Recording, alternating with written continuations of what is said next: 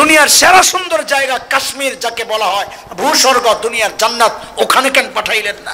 এই কথা কোন প্রশ্ন জাগে না? জাগে না? জাগে না? জাগে না? না জাগলে প্রশ্ন, না জাগলে উত্তর আসবে না। জাগে। দুনিয়ার সেরা সুন্দর জায়গায় পাঠাইতে পারতেন না? পাঠাইলেন না কেন? কই পাঠাইছেন? আমি বলি শব্দটা, আমার সাথে সাথে বলেন জাজিরাতুল আরব। বলেন সবাই, বলেন জাজিরাতুল আরব। ওখানে কেন পাঠাইছেন? জবাব আমি এখন প্রশ্ন করব, জবাব দিব ইনশাআল্লাহ। জবাবের উপর আবার প্রশ্ন আসবে, আবার জবাব দিব। এভাবেই কিছুক্ষণ আমাদের কথাগুলো চলতে থাকবে। সূক্ষ্ম কথা মনোযোগ ছাড়া এই জটিল কথা বোঝা যাবে না। জটিল কথা, কথাগুলো জটিল, আমি চেষ্টা করব সহজে বোঝানোর জন্য ইনশাআল্লাহ। আবার বলেন, আল্লাহ আমার নবীকে কই পাঠাইছেন? জাজিরাতুল আরব তো চিনেন না? সৌদি আরব, আরব আমিরাত, কাতার, কুয়েত, বাহরাইন, এই যে ভূখণ্ডটা, এটাকে বলে জাজিরাতুল আরব, আরব দ্বীপ। বিশ্ব মানচিত্র খুলবেন, খুলে দেখবেন জাজিরাতুল আরবের অবস্থানটা কি। দেখবেন কি, তিন দিকে পানি। কদিকে? ওই যে পারস্য উপসাগর আছে, আকাবা আছে, ওমান উপসাগর আছে, আরব সাগর, ভারত মহাসাগর, পশ্চিমে আছে লোহিত সাগর। তিন দিকে পানি। জর্ডান, ইরাক এই দিক থেকে একটু ভূমির সাথে জয়েন্ট লাগা। তাহলে শূন্য কয় দিক? বলেন জাজিরাতুল আরবের খালি কয় দিক, লাগা কয় দিক? ঠিক মানব দেহের মধ্যে মানুষের যে হার্ট আছে, কলব, এই হার্টের যে অবস্থান, তিন দিকে খালি, একদিকে জয়েন্ট। হার্টের যে অবস্থান, বিশ্ব মানচিত্রে জাজিরাতুল আরবের অবস্থানটাও তাই। এই জন্যই বহু বিজ্ঞানীরা জাজিরাতুল আরবের নাম দিয়েছেন জিওগ্রাফিক হার্ট। বিশ্ব মানচিত্রের হার্ট এটা জাজিরাতুল আরব। তাহলে এতক্ষণ কইছি আল্লাহ আমার নবীরে কই পাঠাইছেন? কই পাঠাইছেন? জাজিরাতুল আরব। এখন থেকে শব্দটা পাল্টায়া বলেন, আল্লাহ আমার নবীকে পাঠাইছেন কলবে। কোথায়? হার্টে। কোথায়? বিশ্ব মানচিত্রের কোথায়? বলেন সবাই, কোথায়? প্রশ্ন, হার্টে কেন পাঠাইলেন? আমি আগেই বলেছি, প্রশ্ন করব, উত্তর, উত্তরের উপর প্রশ্ন, আবার উত্তর, এভাবে চলুক কিছুক্ষণ। খেয়াল করেন, মনোযোগ না থাকলে হারিয়ে যাবেন। আবারও জিজ্ঞেস করি, কই পাঠাইছেন? হার্টে কেন পাঠাইলেন? এই হার্টে কেন পাঠাইলেন এটা বলার আগে একটা কথা পড়া আগে মুখস্থ করেন, দিল দিমাগের মধ্যে বসান, তাহলে আমাদের সামনের উত্তরগুলো বোঝা সহজ হবে। বলেন, আমার নবী ছিলেন একমাত্র বিশ্ব নবী। আমাদের নবী কি খালি বিশ্ব নবী? কিন্তু আমি বলি নাই। কি কি? সবাই বলেন, এটা সবাই বলেন, আমাদের নবী কি? সবাই আমাদের নবী, হ্যাঁ, একমাত্র বিশ্ব নবীর কি অর্থ এটা আমি পরে বলতেছি ইনশাল্লাহ।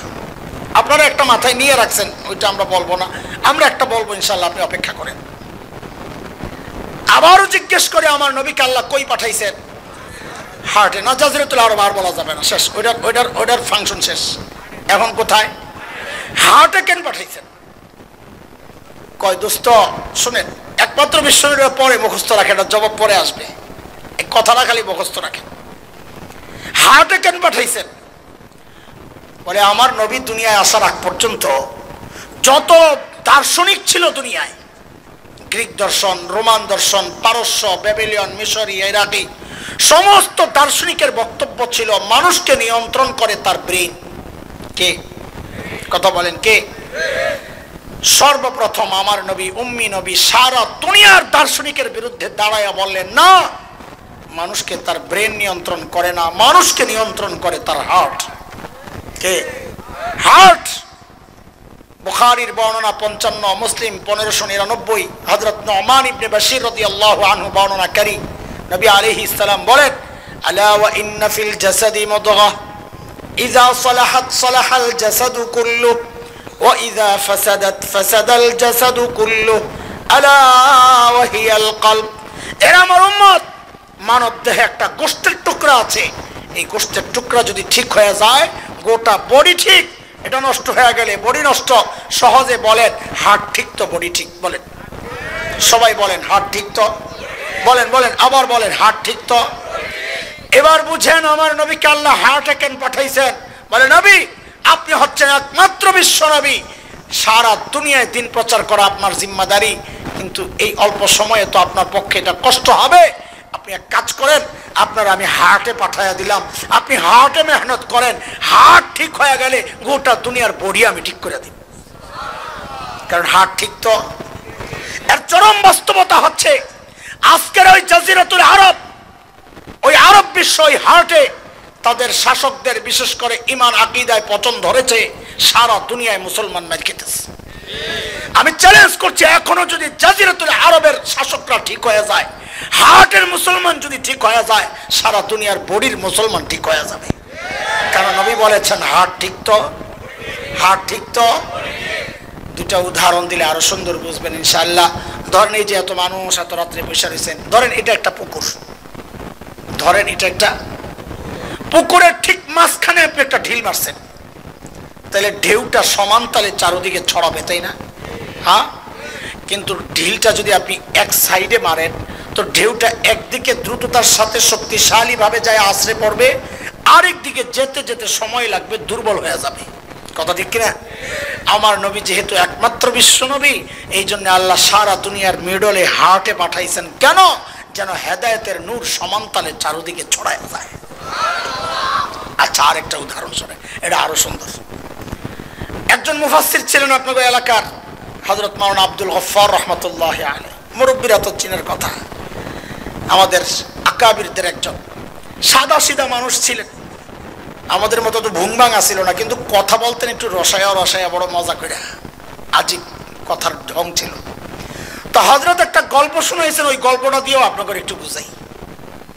হযরত বলেন, আমরা ইন্ডিয়াতে গেছি, আলেমদের এক কাফেলা, কয়েক আলেম মিলে গেছি। সকালবেলা আমগরে নাস্তা দিয়েছে বড় থালের মধ্যে, গরম টাটকা শুকনা খিচুড়ি, কি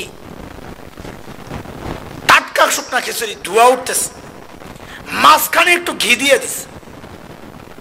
এ মৌলবী, ওই টাটকা গরমের তাপে ঘি গলে গেছে না, তো তেলের মতো হয়ে গেছে না? ওই যে আলেমরা চারিদিকে বসছে না, পশ্চিম দিকে যে মাওলানা বসছে, উনি হঠাৎ করে কাম একটা করছে।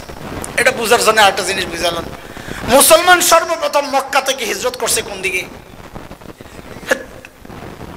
হাবশা, আবিসিনিয়া, আজকের দুনিয়ার লোহিত সাগরের পশ্চিম পার, ইথিওপিয়া, ইরিত্রিয়া যেই অঞ্চল, ওইটা। তো মক্কা থেকে সেটা কোন দিকে? পশ্চিমে। বলেন না কথা, কোন দিকে? পশ্চিম দিকে যে মাওলানা বসছেন, উনি করছেন কি, হঠাৎ করে ঘিয়ের মধ্যে আঙ্গুলটা দিয়া নিজের দিকে একটা টান মারে আর কয় কি, ইসলাম প্রথমে মক্কা থেকে হাবশার দিকে হিজরত করছে। ঘি মাঝখানে না ঘিরে বানাইছে ইসলাম। ঘি তো গইলা তেল হয়ে গেছে না, এখন টান মারছে, খিচুড়ি ফাঁক হয়েছে, সব ঘি ছুটছে ওদিকে। পূর্ব দিকে যে মাওলানা বসছে, দেরি আর না কইরা কয়, আঙ্গুলটা দিয়া কয়, এরপর ইসলাম মক্কা থেকে মদিনার দিকে হিজরত করছে। ঘি ছুটছে মদিনার দিকে, হাবশার দিকে। আর কোন দিকে? আব্দুল গফফার সাহেব কারবারটা দেখছো মৌলবী গো, ঘি তো হাবশাওয়ালা আর মদিনাওয়ালা খাই লাগবো। আমি আর দেরি করলাম না, তাড়াতাড়ি হাতাড়িরে বুঝা ঘিডারে পুরা খিচুড়িতে মাখলাম আর বললাম, এরপর ইসলাম সারা দুনিয়ায় ছড়াইয়া গেছে। ও দোস্ত, ইসলাম নামক ওই ঘি দুনিয়ার মাঝখানে আসাতে আমি আর আপনি সময় মতো দিন পাইছি, দিনের নূর পাইছি।